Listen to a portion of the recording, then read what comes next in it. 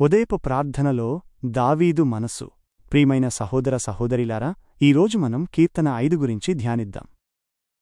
ఈ కీర్తన దావీదు ఒక ఉదయం ప్రార్థనలో ఉన్నప్పుడు రాశాడు. దావీదు జీవితం ఎన్నో సవాళ్లతో, శత్రువుల దాడులతో నిండి ఉంది. ఈ కీర్తనలో అతను తన హృదయాన్ని దేవుని ముందు తెరుస్తున్నాడు.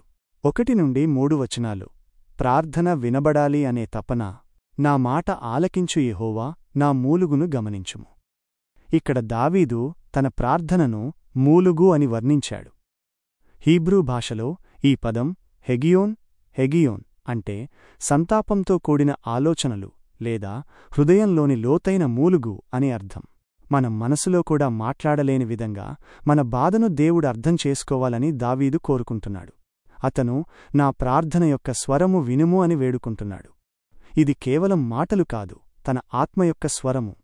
యెహోవా, ఉదయమున నా స్వరము నీకు వినబడును, ఉదయమున నీకు సిద్ధపడి నేను ఎదురుచూచెదను. దావీదు తన ప్రార్థనకు ఉదయాన్ని ఎంచుకున్నాడు. ఇది క్రొత్త ప్రారంభానికి, కొత్త నిరీక్షణకు సంకేతం. అతను ప్రార్థన చేసి దేవుడు సమాధానమిస్తాడని ఎదురుచూస్తున్నాడు. ఈ ఎదురుచూపు కేవలం నిశ్చలంగా ఉండటం కాదు, అది విశ్వాసంతో నిండిన నిరీక్షణ. 4-6 వచనాలు. దేవుని స్వభావంపై నమ్మకం. ఈ భాగంలో దావీదు తన శత్రువులకు మరియు తనకు మధ్య ఉన్న తేడాను చూపిస్తున్నాడు. నీవు దుర్మార్గాన్ని ఇష్టపడే దేవుడు కావు, దుష్టత్వం నీతో నివసించదు. ఇక్కడ దావీదు దేవుని స్వభావం గురించి చెబుతున్నాడు. దేవుడు దుర్మార్గాన్ని సహించడు. దుర్మార్గం ఆయన సన్నిధిలో నిలబడలేదు.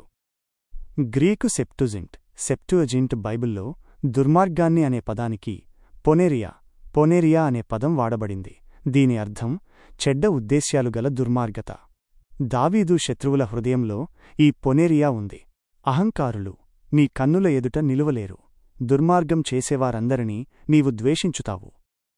దేవుడు దుర్మార్గాన్ని ఎందుకు ద్వేషిస్తాడో దావీదుకు తెలుసు. అది ఆయన స్వభావానికి పూర్తిగా వ్యతిరేకం.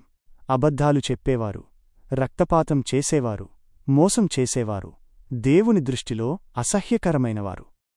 ఈ నమ్మకం దావీదుకు ఎంతో ధైర్యాన్నిచ్చింది, ఎందుకంటే అతని శత్రువులు ఇదే పనులు చేస్తున్నారు.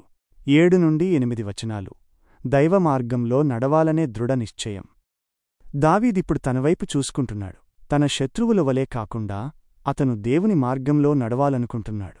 నీ గొప్ప కరుణను బట్టి నేను నీ ఇంటిలోకి వచ్చెదను, నీ పవిత్ర ఆలయం వైపు భయభక్తులతో నమస్కరించెదను. ఇక్కడ దావీదు భయభక్తులతో అనే పదాన్ని వాడాడు. హీబ్రూలో ఇది ఈర్ఆ అంటే గౌరవం, భయం మరియు భక్తి కలగలిసిన భావం.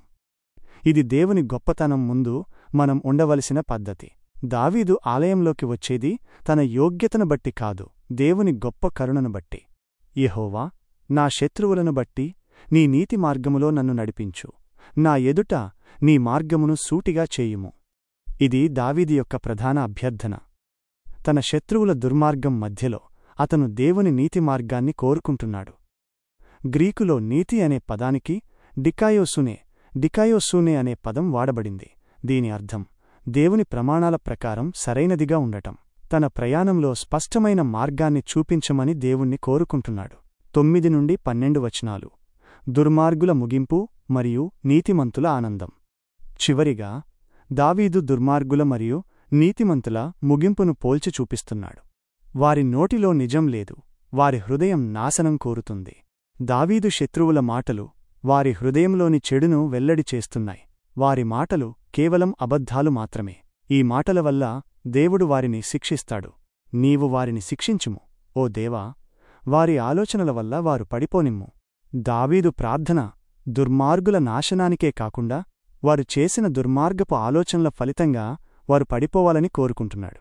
నీ యందు ఆశ్రయం పొందేవారందరూ సంతోషిస్తారు, వారు ఎల్లప్పుడూ సంతోషంగా ఉంటారు.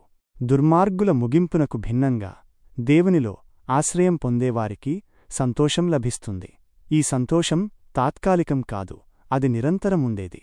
యెహోవా, నీవు నీతిమంతుడిని ఆశీర్వదిస్తావు, నీ దయ అనే డాలుతో అతన్ని చుట్టి కాపాడతావు. చివరగా దావీదు దేవుని వాగ్దానాన్ని గుర్తుచేసుకుంటున్నాడు. నీతిమంతులకు దేవుని ఆశీర్వాదం మరియు రక్షణ ఉంటుంది. ఈ రక్షణ ఒక డాలువలె ఉంటుందని చెబుతున్నాడు. గ్రీకులో డాలు అనే పదానికి తూరియోస్ అనే పదం వాడబడింది. ఇది ఒక పెద్ద దీర్ఘ చతురస్రాకార డాలు. ఈ డాలు దావీదును అన్ని వైపుల నుండి కాపాడుతుంది. ఈ కీర్తన మనకు ఒక శక్తివంతమైన పాఠం నేర్పుతుంది. మనం ఉదయం ప్రార్థన చేసేటప్పుడు మన సమస్యల గురించి, శత్రువుల గురించి మాట్లాడవచ్చు. కానీ ముఖ్యంగా మనం దేవుని స్వభావంపై నమ్మకముంచాలి, ఆయన మార్గాలలో నడవాలని నిశ్చయించుకోవాలి మరియు ఆయన మనల్ని రక్షిస్తాడని విశ్వసించాలి. దేవుడు మన ప్రార్థనలకు ఎల్లప్పుడూ ఆలకిస్తాడు.